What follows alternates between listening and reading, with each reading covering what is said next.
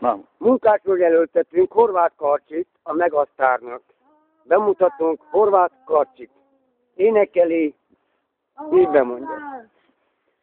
Akarnám magukat megkérni, hogyha felvesznek, internetbe fogok menni. Számot akarok ledarulni maguknak, hogyha megéri, vagy jó fogok tetszeni, akkor nekivágom. Nádboton játszik, nádason játszik, békásról. Mit tegyen? Inkább elmegy csendesen, mindenhonnan kidobják a világból. De szegény cigán mit tegyen? Inkább elmegy csendesen, de jó lenne, itt lenne.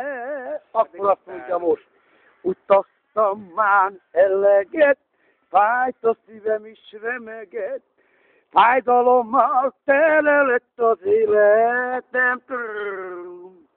Ismertem sok szeretőt, szőkét, barnát, meg is őt, de jó lenne, itt lenne. Azt mondjam, ja Istenem, mit tettél, tőlem mindent elvettél, egymás nélkül élünk a nagy világban.